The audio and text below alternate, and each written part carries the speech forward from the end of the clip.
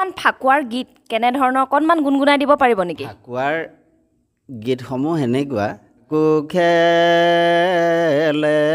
ফাকু দিনাখন আমাৰ বৈবিধ্যৰ পৰা আমাৰ যুৱক যুৱতীৰ পৰা সমস্ত ওলাই সেই গাঁৱৰ ৰাইজে ইয়াত আহি তেওঁৰাক লৈ পেলাই গোটেই চাৰি ভৱনটো আমাৰ ভ্ৰমণ কৰে। ফাকুৱা উৎসৱ নকৰাৰ কাৰণে এবছৰ চ'তমহীয়া এই পুখুৰী পানীয়ে গোটেই গাঁওখন বানপানীৰ সৃষ্টি কৰিছিলে। গতিকে তেতিয়াৰ পৰা আমাৰ আৰু কোনোদিন ইয়াত ফাকুৱা উৎসৱটো আমাৰ কোনো তাৰিখৰ খেলি মেলি হোৱা নাই, নিৰ্দিষ্ট সময়তে আমাৰ ইয়াৰ কৰে।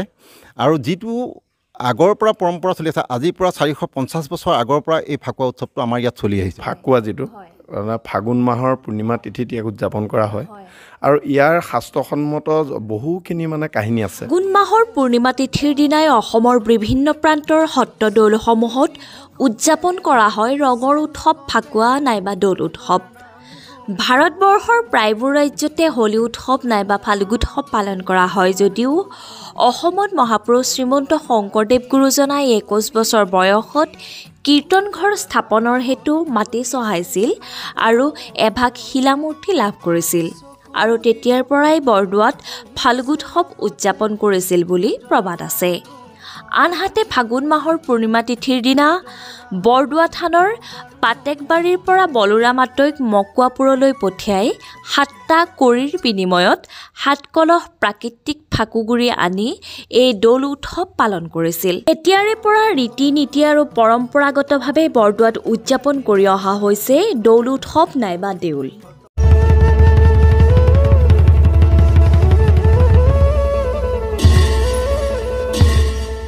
পৰম ঈশ্বৰ কৃষ্ণ অৱতাৰ গুণৰ নাহিকে অন্ত ইহাৰ তত্ত্বক জানিবা কেৱলে শংকৰে মাত্ৰ জানন্ত।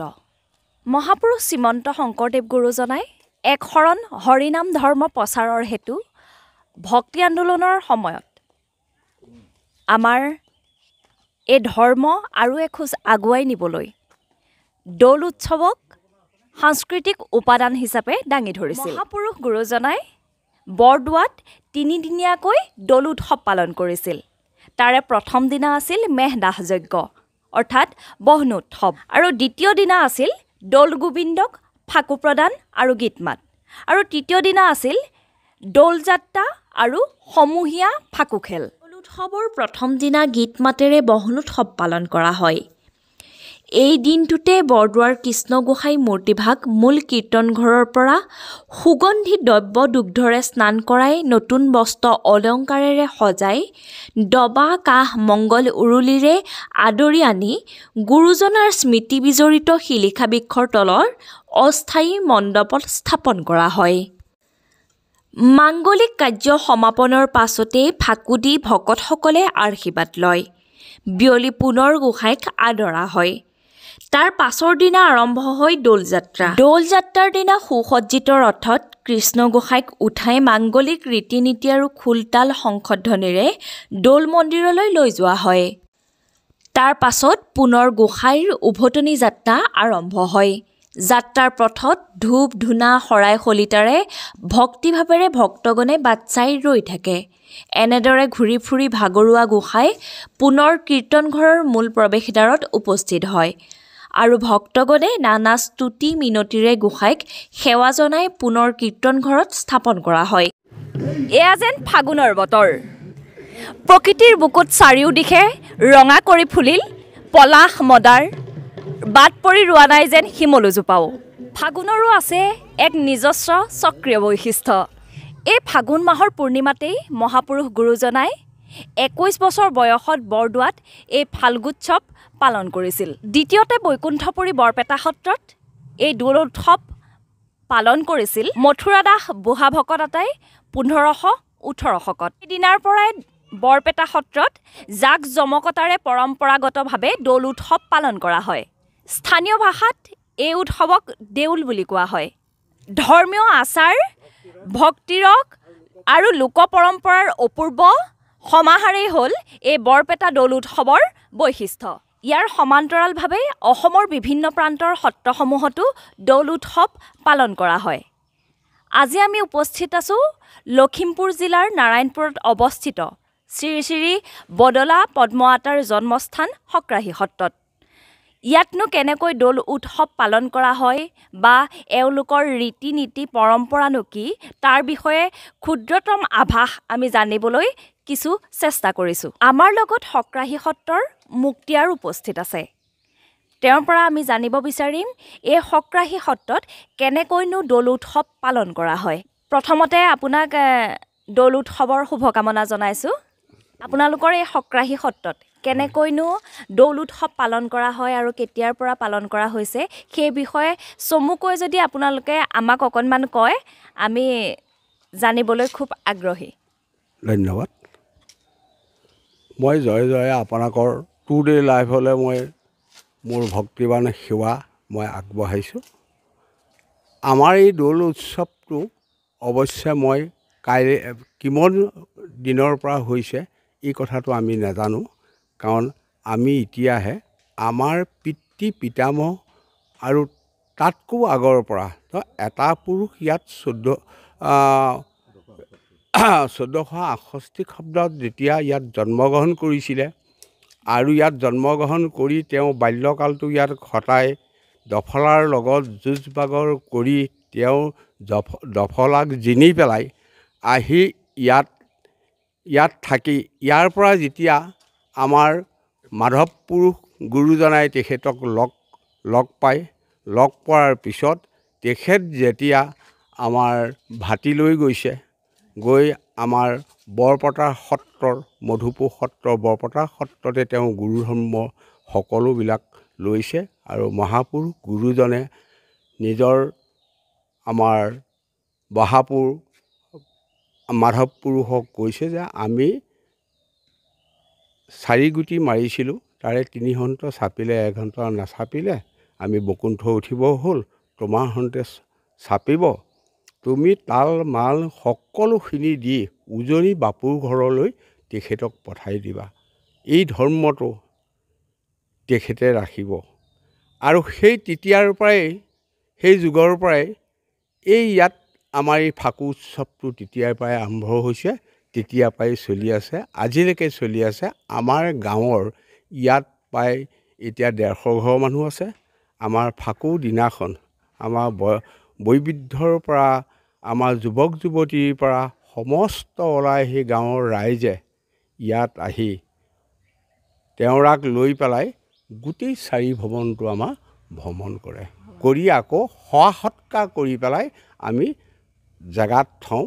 তাৰপিছত তেখেতক আকৌ 3 দিন বা 4 দিনৰ পিছত আমি সত্ৰৰ নীতি নিয়মে আমি মানে নাম কীৰ্তন কৰি পাৱ প্ৰসাদ দি প্ৰমাণ দি তেখেতক নিৰ্দিষ্ট থানত আমাৰ ৰখা হয়। আমি সক্ৰাহী সত্ৰৰ মুক্তিৰ পৰা জানিব পাৰিলোঁ যে দৌল গোবিন্দক তেওঁলোকে দৌল উৎসৱৰ দিনা তেওঁক বাহিৰলৈ উলিয়াই আনি সমগ্ৰ তেওঁলোকৰ গাঁওখনত তেওঁক যাত্ৰা কৰোৱা হয় আৰু লগতে তেওঁলোকৰ ৰীতি নীতি পৰম্পৰাৰে পুনৰ আহি তেওঁক স্থাপন কৰা হয়।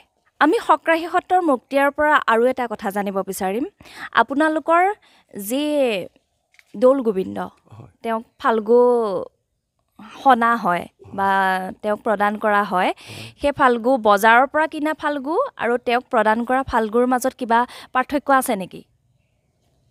আমাৰ এই বস্তুটো আমাৰ সত্ৰাধিকাৰে দিয়ে। এনেই আমাৰ বস্তুটো আমি বজাৰত যিটো ফাকু পাওঁ সেইটো কিনি আনোৱেই, সেইখিনি আমাৰ দিয়া হয় আৰু আমাৰ সত্ৰৰ ফালৰ পৰা আহে আৰু সেইটো আমাৰ প্ৰভুচে জানে আনি পেলাই তেখেতক মানে সেইদিনাখন সনা হয়, প্ৰদান কৰা হয়। ধন্যবাদ। আমি ইয়াতে উপস্থিত থকা আন এজন ব্যক্তিৰ পৰা জানিব বিচাৰিম, তেওঁ এই সত্ৰৰ লগত ওতঃপ্ৰোতভাৱে জড়িত, লগতে গাঁও পৰিচালনা সমিতিৰ সভাপতি।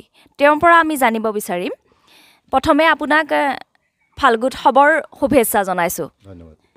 আৰু বৰ্তমান সময়ত যি ফাল্গু উৎসৱৰ বা দৌল উৎসৱৰ যি পৰম্পৰা আপোনালোকৰ সক্ৰাহী সত্ৰত চলি আছে আৰু সেই গুৰুজনাই যি ফাল্গু উৎসৱৰ বা দৌল উৎসৱ তেওঁৰ ৰীতি নীতিৰে আমাৰ হৰিনামৰ মাজেৰে তেওঁ প্ৰদান কৰি থৈ গৈছে, সেই ফাল্গু উৎসৱ আৰু বৰ্তমানৰ ফাল্গু উৎসৱৰ কিবা পাৰ্থক্য আছে নেকি? জয়গুৰু শংকৰ সৰ্বগুণা কজা আকেৰি নাহিকেও পাম তুহাৰি চৰণৰ ৰেণুশত কোটি বাৰেক কৰ প্ৰণাম বাৰেক প্ৰণাম। আমি জয় জয়তে টুডে লাইফৰ সকলো কৰ্মকৰ্তা আৰু চেনেলটো দীৰ্ঘায়ু কামনা কৰিছোঁ। আমি জনাইছোঁ আমাৰ ইয়াত কলীয়া ঠাকুৰৰ মূৰ্তিহে আছে। কলীয়া ঠাকুৰৰ মূৰ্তি আমি তেওঁক পূৰ্ণিমাৰ আগদিনা তেখেতৰ আসনৰ পৰা মাহ প্ৰসাদ দি আমি তললৈ নমাই থ'ব লাগে প্ৰথম। আৰু দ্বিতীয় দিনা আমাৰ তেখেতক লৈ পেলাই আমাৰ গাঁৱৰ ৰাইজসকলে তেখেতক ভ্ৰমণ কৰিব লাগে।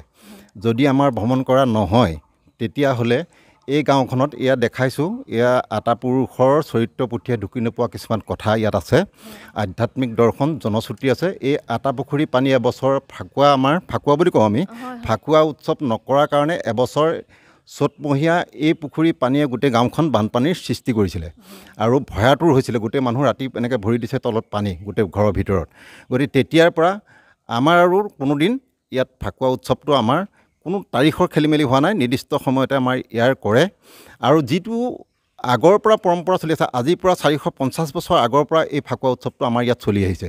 কাৰণ গুৰুজনা 1468 হওক, এতিয়া 470 বছৰত 76 বছৰ তেখেতৰ জন্ম জয়ন্তী আহি আছে। গতিকে তাৰ আগত আমি 450 বছৰৰ আগৰ পৰা এই ফাল্গু উৎসৱটো আমাৰ ইয়াত চলি আছে। আৰু এতিয়া আমাৰ এই স্থানলৈ বিভিন্ন স্থানৰ পৰা আমাৰ বিহপুৰীয়া সমষ্টি আৰু বাহিৰৰ পৰাও আমাৰ বিভিন্ন স্থানৰ পৰা লোক আহি পেলাই এই আমাৰ উৎসৱত, এই ফাকুৱা উৎসৱটোত আমাৰ লগত সহযোগ কৰি আছে। তেতিয়া আৰু এতিয়াৰ মাজত বহুত ডিফাৰেঞ্চ আছে। এটা কথাৰ কাৰণে তেতিয়া ইয়াত ভকত আছিল, ভকতে সকলো কৰ্ম মানে নাম কীৰ্তনৰ পৰা কৰি পেলাই আজি 2-3 দিনৰ আগৰ পৰা ইয়াত তেনেকুৱা এটা উৎসৱ পৰিৱেশ মুখৰ হৈ থাকে। কিন্তু এতিয়া হৈছে ইয়াত আমাৰ ভকত নাই। প্ৰথম কথা ইয়াত ভকত নাই। শ্ৰী শ্ৰী কমলাবাৰী সত্ৰৰ সত্ৰাধিকাৰ ভৱকান্ত দেৱগোস্বামী প্ৰভু ঈশ্বৰ আছে যোৰহাট তিতাবৰ মহিমাত। তাৰ পৰা আহিলে ইয়াত উৎসৱ আমাৰ বেছি সুন্দৰকৈ হৈ উঠে। নহ'লেও আমাৰ গাঁৱৰ যুৱক যুৱতী বুঢ়া মেথা যত যিমান আছে সকলো গাঁওবাসীয়ে আহি এই উৎসৱত অংশগ্ৰহণ কৰে। তেতিয়া আৰু এতিয়াৰ দিনৰ ভকতসকলহে নাই, কিন্তু উৎসৱ একেই হৈ আছে। তাই এই পৰম্পৰা আছে। আৰু ইয়াতে মই জনাবলৈ পাই সুখী হ'ম, আমাৰ যিভাগ কুঁৱা আছে এই কুঁৱাভাগ পৃথিৱীৰ পানী ক'তো নাই। এইটো অৱশ্যে মই চেনেলৰ জৰিয়তে সকলোকে জনাব বিচাৰিছোঁ, সকলোকে আহ্বান কৰিছোঁ ইয়াৰ কুঁৱাৰ পানী অকণমান খাই চাবলৈ মই ক'বলৈ বিচাৰোঁ।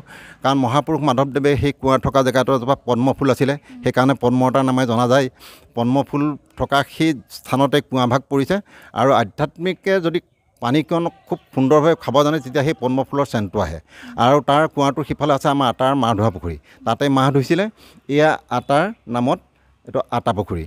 গতিকে এইখিনিতে আমাৰ বঙলাত আছে। এইখিনিতে আটাপুৰুষৰ জন্মৰ পিছতে তেওঁ চাফা কৰি পেলাই যিখিনি মানে বস্তু পেলাইছিলে দলিয়াই, তাতে এতিয়া আমাৰ প্ৰভু ঈশ্বৰ গাদীভাগ তাতে অৱস্থিত হৈ আছে। আৰু এইখিনিকে জনাইছোঁ। আৰু আপোনালোককো আমি আপোনালোকৰ চেনেলৰ জৰিয়তে সকলোকে নিমন্ত্ৰণ কৰিছোঁ। আমাৰ অহা পূৰ্ণিমাত আমাৰ ইয়াত ফাকুৱা উৎসৱ হয়। সকলোকে আমি নিমন্ত্ৰণ কৰিছোঁ, সকলো আহক, আমি সকলোৱে ৰঙিয়াল হওঁ।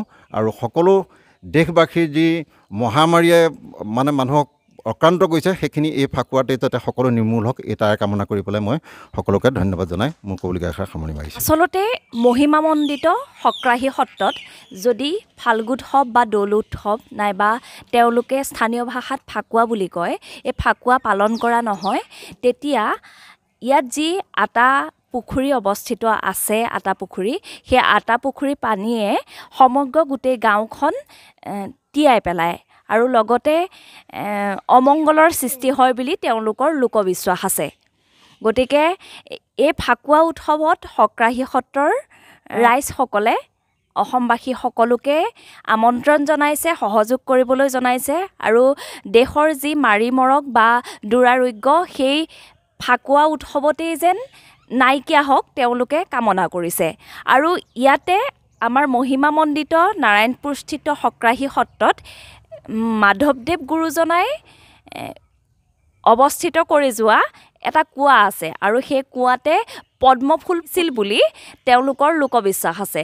আৰু সেই পদ্মফুল ফুলা পাতৰ পৰা যদি আধ্যাত্মিকতাৰে পানী খোৱা হয়, আমি তেওঁলোকৰ পৰা জানিবলৈ পাইছোঁ সেই আধ্যাত্মিকতাৰে পানী খালে নাইবা স্পৰ্শ কৰিলে সেই পদ্মফুলৰ সুবাস পোৱা যায় বুলি তেওঁলোকৰ লোকবিশ্বাস আছে।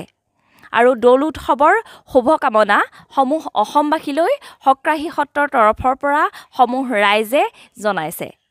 আমি ইতিমধ্যে এই সক্ৰাহী সত্ৰখনৰ বিভিন্ন কথা তেওঁলোকৰ পৰা জানিলোঁ। আমি এইখিনিতে আৰু এটা কথা জানিবলৈ বিচাৰিম আপোনালোকৰ পৰা। এই বৰ্ষত এই দৌল উৎসৱ বা ফাকুৱা প্ৰস্তুতি কেনেকুৱা? প্ৰস্তুতি মানে আমাৰ আজি 15 দিনমানৰ আগৰ পৰা আমাৰ যুৱ সমাজৰ পৰা আৰু আমাৰ যুৱতীসকলৰ ফালৰ পৰা এটা কথা ওলাই আছে যে উলহ মালহে এইবাৰ আন কিবছৰতকৈ এইবাৰ উলহ মালহে আমি এই উৎসৱভাগ পালন কৰিব লাগে।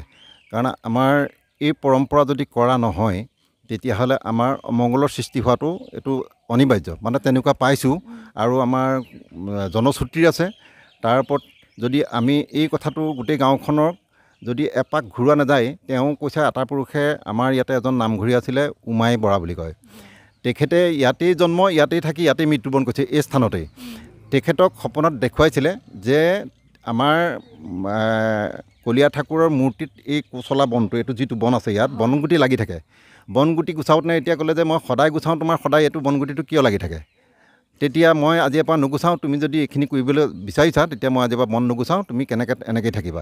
তেতিয়া ৰাতি সপোন দেখুৱালে যে তই যে মোক বনগুটি গুচাবলৈ টান পাইছ, তহঁতে এইবাৰ যে ফাকুৱা ঘূৰা নাই, ইয়ালৈ যে বেয়া বস্তুবিলাক সোমাই আহে, মই যে ৰাতি গৈ পেলাই খেদিবগৈ লাগে, এইটো কিহৰ কাৰণে কৰিবলগীয়া আছে? তো তোমালোকে মোক যে এইটো ঘূৰাব নোৱাৰা, ঘূৰোৱা কথাটোত অশান্তি পোৱা, মই যে ৰখি থাকিবলগীয়া হৈছে, তোমালোকক যে নিৰাপত্তা দিবলগীয়া হৈছে, কি কাৰণে হৈছে? গতিকে মোক এপাক ঘূৰাত তোমালোকে আপত্তি কি আছে, আৰু বনগুটি গুচাবলৈ টান পালে কি আপত্তি আছে? সেইকাৰণে এই উৎসৱটো আমাৰ ধুমধামেৰে পালন কৰা হয়। ইয়াত কোনো নাথাকে, একদম বাচ্ছা এটাৰ পৰা কোচত লৈ, মাতৃয়ে কোচত লৈ পেলাই এই উৎসৱত অংশগ্ৰহণ কৰি সকলো ৰঙিয়াল হয় আৰু সকলো মৰম চেনেহ। আৰু সেইদিনাখন কাৰোবাৰ যদি কিবা কাৰণতো মানে মতানৈক্য আছে, সেইদিনাখন আৰু এইবিলাক কথা নাথাকে। সকলোৱে সকলোক সাৱটি ধৰি পেলাই ইয়াৰ উৎসৱত আমাৰ মন প্ৰাণ ঢালি সকলোৱে সকলোক ফাকুৱা উৎসৱ আমি পালন কৰোঁ। আৰু এইবাৰো আমি ভাবিছোঁ, আমি সকলোকে আহ্বান কৰিছোঁ এই স্থানলৈ আহি পেলাই সকলোৱে এইবাৰ দুগুণ উৎসাহেৰে আমি কৰিম বুলি আমাৰ মনত যুৱ সমাজে এইটো এতিয়াৰ পৰা প্ৰস্তুতি চলাই আছে।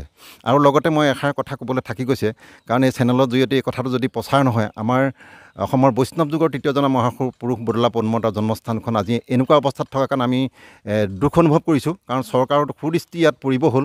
আৰু এই কুঁৱাভাগ যে আছে, এই কুঁৱাভাগৰ পানী আগতে ভাওনাত গায়ন বায়ন গালে কুঁৱা পানীটো উঠি আহে আৰু ভকতসকলে স্পৰ্শ কৰিব পাৰে। এইটো এটা সত্য কাহিনী। এইখিনি কথা আজি আটাপুৰুষৰ চৰিত্ৰ পুথিটো আজি ধৰিব পৰা নাই, কাৰণ এইখিনি ইয়াত ঘটা ঘটনা। আৰু সিদিনা আজি ভৱকান্ত দেৱগোস্বামী ইয়াত জীৱিত অৱস্থাত আছে, তেখেতে ইয়ালৈ আহিবই অহা সোমবাৰে। তেখেতে সিদিনা দেখিছিলে ইয়াত এজোপা বকুল গছ আছে আটাপুৰুষৰ দিনৰ, সেই বকুল গছজোপাৰ তলৰ পৰা এটা পোহৰ ৰাতি 9টা বজাত ওলাই আহিছে। পোহৰটো ওলাই আহি পেলাই এই ইয়াৰ বাৰাণ্ডাৰ সিটো ছাইডে তেনেকুৱা এখন দৰ্জা আছে, দৰ্জা খুলি সেই পোহৰটো সোমাই আহিছে, খোজকাঢ়ি আহিছে, পোহৰটো সোমাই আহিছে। আহি পেলাই তেওঁ মণিকূটৰ দৰ্জাখন খুলি তালৈ সোমাই তাত হেৰি হৈছে। আৰু সত্ৰাধিকাৰ প্ৰভু ঈশ্বৰ ভিতৰলৈ সোমাব নোৱাৰা হ'ল, কাৰণ গাটো জিনজিনাইছে। আৰু এই খুটাতে, এই বঙলাৰ খুটাতে আউজি পেলাই ৰৈ আছিলে, সেই আউজাৰ পৰা তেওঁ লৰচৰ হ'ব পৰা নাই। তাৰপিছত ৰাতি ভকতে ধৰি নি তেওঁক বিচনাত শুৱালে। ৰাতিপুৱা আমালৈ খবৰ দিয়া হ'ল, আমি আহিছোঁ। তেতিয়া ক'লে, মই সুধিলোঁ কি হ'লনো? তাৰপৰা তেওঁ কৈছে যে কালি ৰাতি এনেকুৱা হ'ল বাপু, জুই একুৰা ওলাই আহিছে, খোজকাঢ়ি আহিছে জুইকুৰা, দৰ্জাখন খুলিছে, নিজেই সোমাইছে, মণিকূটৰ দৰ্জা খুলিছে, সোমাই তাত নাইকিয়া হৈছে। আৰু মোৰ এতিয়া গা বেয়া, মই গা পা ধুৱাই মেলি তেখেতক সত্ৰত সেৱা কৰাৰ পিছত তেখেতৰ ভাললৈ আহিছে। গতিকে এইখিনি কোনো চৰিত্ৰ পুথিয়ে ঢুকি নোপোৱা নজনা কথা। গতিকে মই চৰকাৰকো এই চেনেলৰ জৰিয়তে আহ্বান কৰিব বিচাৰিছোঁ, এই থানখন মহিমামণ্ডিত কৰক। আজি পৰ্যটকৰ আকৰ্ষণস্থলী হওক, ইয়ালৈ ভকত বৈষ্ণৱৰ সোঁত বওক, এই কথাটোৱে মই কামনা কৰিছোঁ। এইখিনিকে মই আপোনালোকৰ আগত অৱগত কৰিছোঁ আৰু আপোনালোকৰ জৰিয়তে সকলোকে নিমন্ত্ৰণ জনাইছোঁ ফাকুৱা উৎসৱলৈ। আমি আজি উপস্থিত আছিলোঁ শ্ৰী শ্ৰী বদলা পদ্মতা জন্মস্থান সক্ৰাহী সত্ৰত। সক্ৰাহী সত্ৰৰ বিভিন্ন যি লোকবিশ্বাস, তেওঁলোকৰ পৰম্পৰা, সেই বিষয়ে আমি জানিবলৈ ক্ষুদ্ৰতম প্ৰয়াস কৰিছিলোঁ। আৰু তেওঁলোকে আমাক জনালে কিছু কথা। লগতে তেওঁলোকৰ আমাৰ চেনেলৰ জৰিয়তে এটা কাটৰ আহ্বান চৰকাৰলৈ, যে আমাৰ এই সক্ৰাহী সত্ৰখন আন আন সত্ৰভূমি নাইবা ধৰ্মীয় স্থানসমূহ যিমান উন্নত, সেই উন্নত পৰ্যায়ত হোৱা নাই।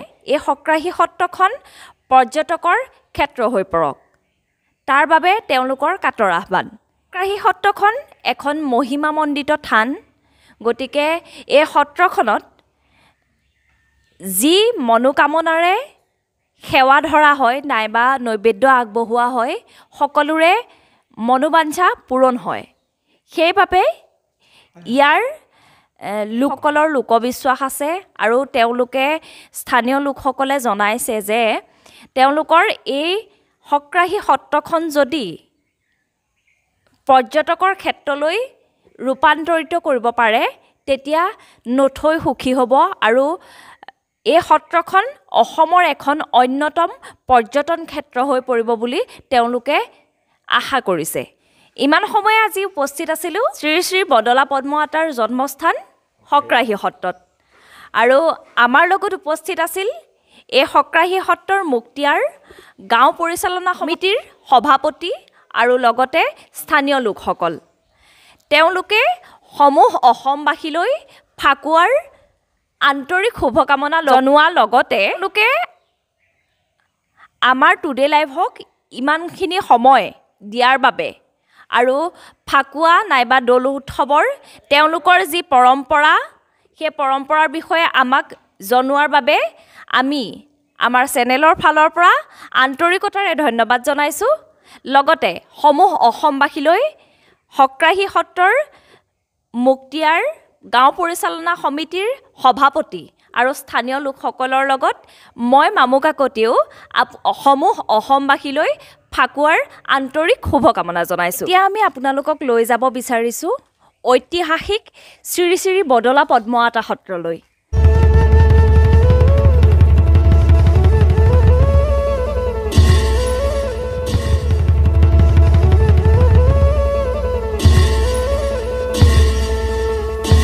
কৃষ্ণায়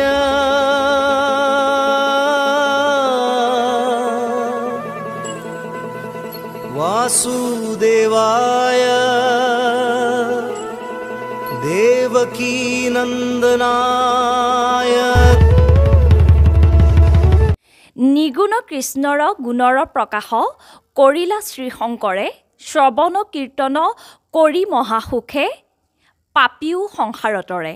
আমি এতিয়া শ্ৰী শ্ৰী বদলা পদ্ম আতা সত্ৰৰ এজন বুঢ়া ভকতৰ সৈতে আছোঁ আৰু তেওঁৰ পৰা ফাকুৱাৰ বিষয়ে কিছু কথা জানিবলৈ চেষ্টা কৰিম। প্ৰথমে আমি টুডে লাইভৰ তৰফৰ পৰা আপোনাক ফাকুৱাৰ শুভকামনা জনাইছোঁ আৰু লগতে স্বাগতম জনাইছোঁ। হয়, নমস্কাৰ।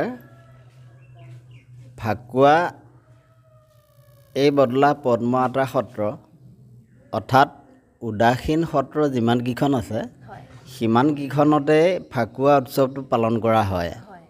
এতিয়া ফাকুৱাৰ উৎপত্তিটো এতিয়াৰ নহয়, এইটো কৃষ্ণদেৱ দিনৰ পৰা ৰামচন্দ্ৰ প্ৰভু দিনৰ পৰা এই ফাকুৱা উৎসৱটো হৈ আহিছে। কৃষ্ণদেৱ দিনত বৃন্দাবনৰ লীলা, বৃন্দাবনত ভগৱন্ত কৃষ্ণদেৱে এই ঘুনুচা বাৰীলৈ গৈছিলে। ঘুনুচা বাৰীত যাওঁতে তাত লগত যিমানখিনি ভকতে এইসকল গৈছে, বহুত গোট খাই গৈছে, সেই যেনিবা দৌল হিচাপে গৈছে। এইকাৰণে এই দৌল যাত্ৰা বুলি কোৱা হৈছে সেইটো।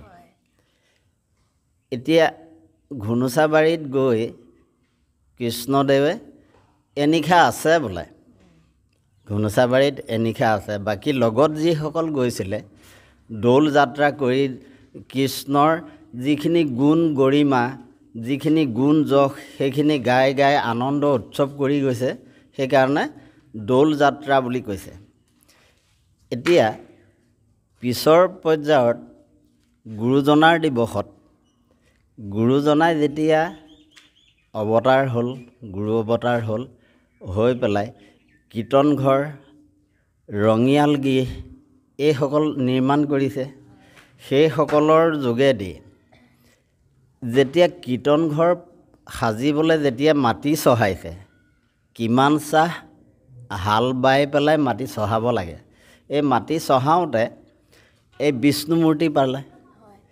যেনেকৈ জনকে হাল বাওঁতে সীতাক পাইছিলে নাঙলৰ শিহলুত, ঠিক তেনেধৰণে গুৰুজনে যেতিয়া মাটি চহাইছিলে কীৰ্তন ঘৰ পাতিবৰ নিমিত্তে, তেতিয়া এই বিষ্ণু মূৰ্তি পালে। বিষ্ণু মূৰ্তি স্থাপন কৰি বিষ্ণুৰ যিখিনি ঈশ্বৰৰ যিখিনি গুণ যশ এইখিনি গাই বাই পিছৰ পৰ্যায়ত দৌল যাত্ৰা হিচাপে কৰিবলৈ থৈ গৈছে বস্তুখিনি। ফাকুৱাৰ দৌল যাত্ৰাৰ কথাখিনি সিমানেই। এতিয়া আমাৰ এই বদলা সত্ৰত এই উৎসৱ আজি পৰ্যন্ত হৈ আছে।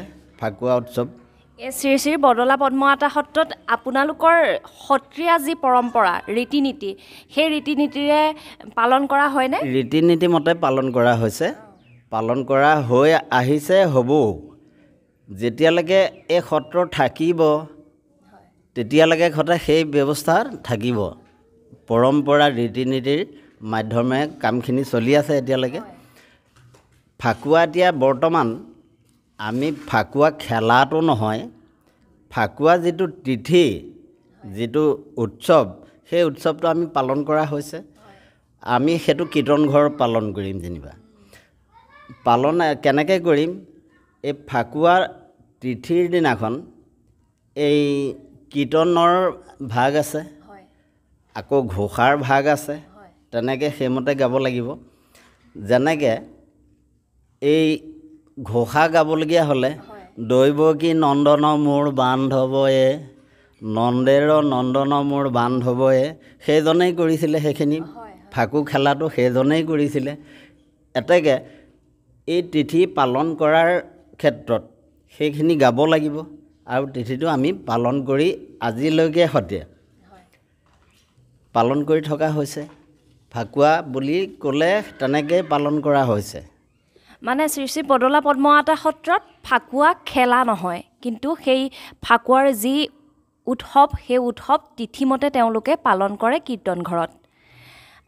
এতিয়া বৰ্তমান যিসকল উদাসীন ভকত ইয়াত আছে তেওঁলোকে আপোনালোক যিহেতু বুঢ়া ভকত, তেওঁলোকক সেই ৰীতি নীতিসমূহ শিকোৱা হৈছেনে? শিকোৱা হৈছে। আপুনি কৈছিলে যিহেতু ফাকুৱাৰ গীত আছে, বিভিন্ন ঘোষা আছে, সেই কাৰণে সুধিছোঁ অকণমান ফাকুৱাৰ গীত কেনেধৰণৰ অকণমান গুণগুণাই দিব পাৰিব নেকি? ফাকুৱাৰ গীতসমূহ এনেকুৱা, এই গীতসমূহ গুৰুজনে বৰগীততো লিখিছে। ফাকু খেলে ফাকু খেলে কৰোণাময় এ নন্দ কুলাল, এনেধৰণৰ গীতবিলাক। তাৰ লগত খোল বাদ্য সংযোগ হ'ব, বিভিন্ন বাদ্যযন্ত্ৰ এইখিনি সংযোগ হ'ব। তেতিয়া বস্তুটো ভাল হৈ উঠে।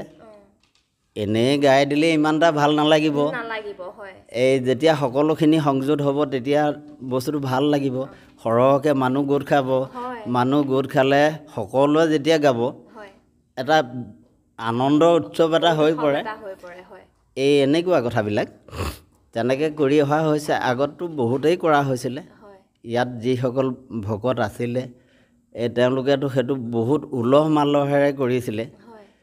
আজিকালি এতিয়া ফাকুৱা খেলাটো হোৱা নাই, তিথিটো পালন কৰা হৈছে। এনেধৰণে কৰিয়ে থকা হৈছে আৰু কৰিব লাগিব, যিহেতুকে সেইটো ঈশ্বৰৰ লীলা। ঈশ্বৰে কৈছে বোলে মূৰ যশ গায়া যিটো কৰে নৃত্য গীত, তেওঁৰ যিখিনি গুণ যশ সেইখিনিহে গাব যেনিবা। তেওঁ তাতে সন্তুষ্ট। আৰু ভগৱন্ত লীলাৰ অন্ত নাই। এই লীলা কৰি অন্ত কৰিব নোৱাৰে। তাৰ ভিতৰতে এই উৎসৱকেইটা দি থৈছে। ফাকুৱা উৎসৱ, আকৌ ৰাস উৎসৱ, ৰাসলীলা, এইবিলাক কৰিয়ে মানুহে ভক্তি মুক্তি তাতে আছে। এই কথাখিনিৰ কাৰণেই কৰিব লাগে সেইটো কথা। তেনেধৰণে আজিলৈকে কৰিয়ে থকা হৈছে। আৰু আমি ইমান সময়ে বুঢ়া ভকতজনৰ লগত আছিলোঁ। ধন্যবাদ জনাইছোঁ আপোনাক। ইমান সময়ে আমি ফাকুৱাৰ বিষয়ে শ্ৰী শ্ৰী বদলা পদ্মনাথ সত্ৰত কেনেকৈনো উদযাপন কৰা হয় আমি ইয়াৰে এজন বুঢ়া ভকতৰ পৰা জানিবলৈ কিছু প্ৰয়াস কৰিলোঁ। লগতে তাৰ লগত এজন স্থানীয় বৈষ্ণৱ আছে, তেওঁৰ পৰা আমি কিছু কথা জনাৰ প্ৰয়াস কৰিম। প্ৰথমে আমি আপোনাক স্বাগতম জনাইছোঁ আৰু ফাকুৱাৰ শুভকামনা জনাইছোঁ। ধন্যবাদ ধন্যবাদ। আমি এটা কথা জানিব বিচাৰিম, আমাৰ ক্ষুদ্ৰতম প্ৰয়াস আচলতে এই বিষয়ে।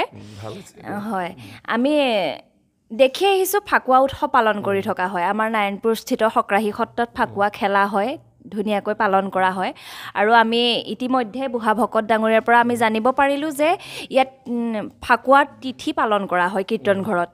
আৰু বৰ্তমান সময়ত এই ফাকুৱা উৎসৱটো আপোনালোকে কেনেকৈ পালন কৰে নাইবা যুৱ প্ৰজন্মক কেনেকৈ শিকাইছে সেই বিষয়ে যদি আপুনি অকণমান কয়।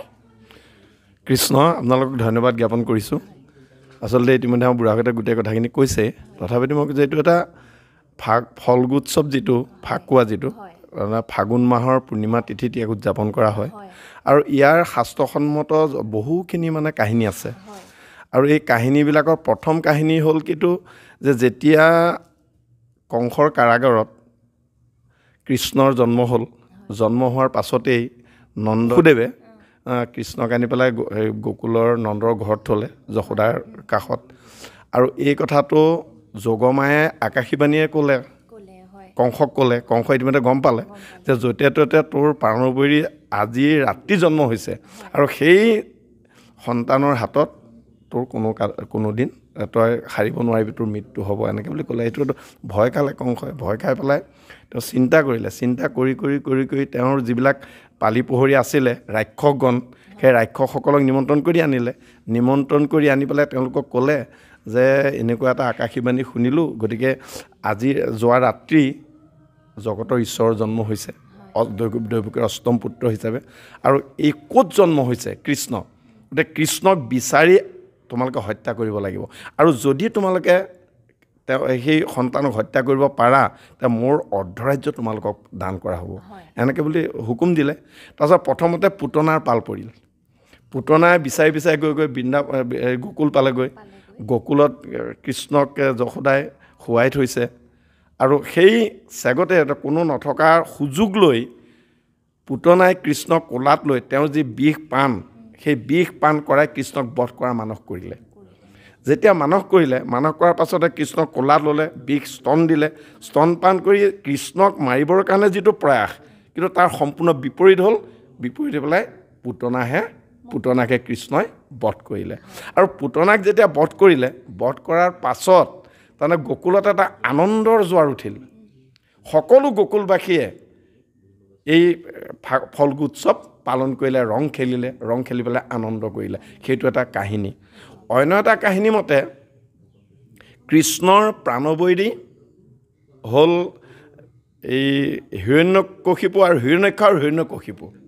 এই হিৰণ্যকশিপুৰ ভগ্নীৰ নাম হ'ল হোলিকা। আৰু সেই প্ৰহ্লাদক বধ কৰিবৰ কাৰণে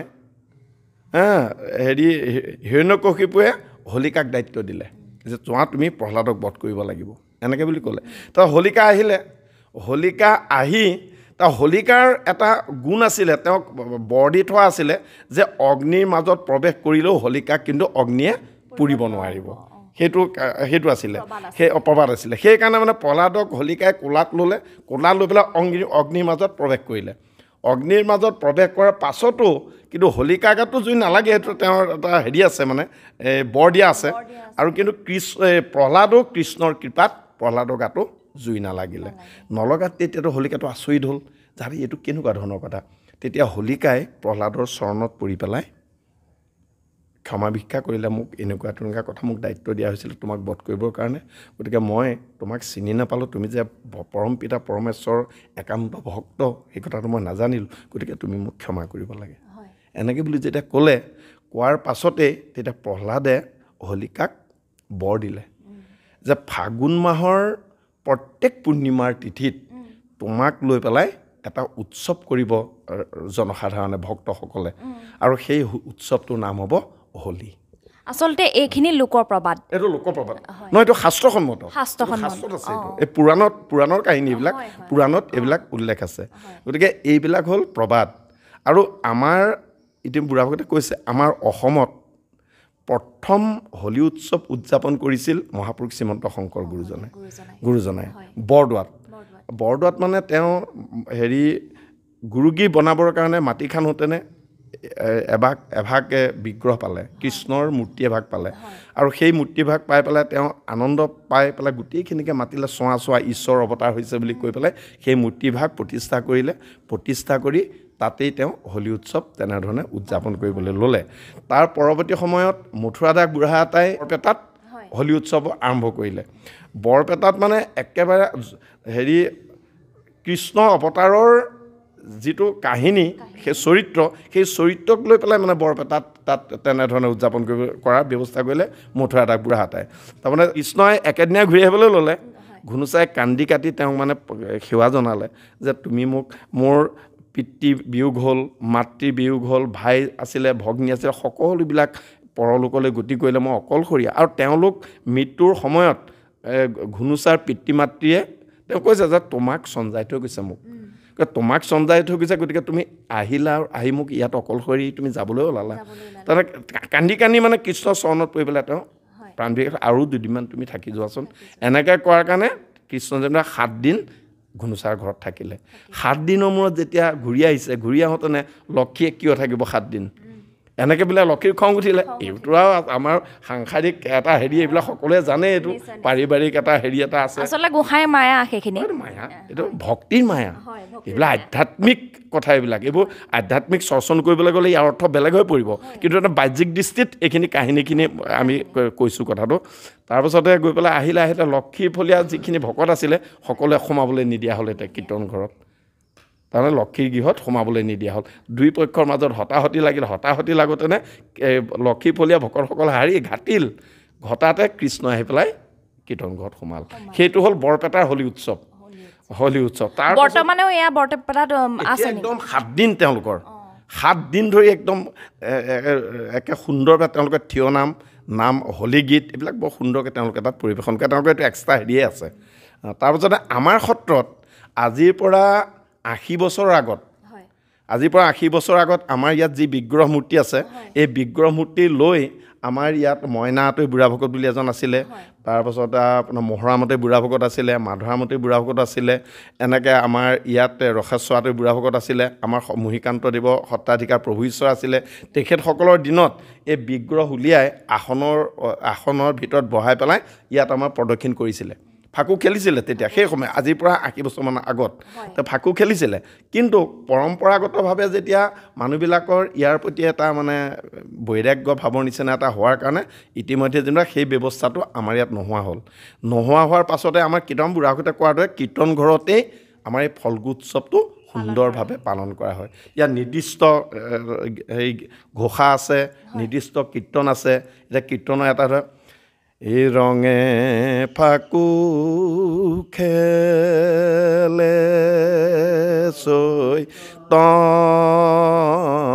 বন মালি, ও 2 হাতে ফাকুৰ গুৰা সিঞ্চন্ত মুৰাৰী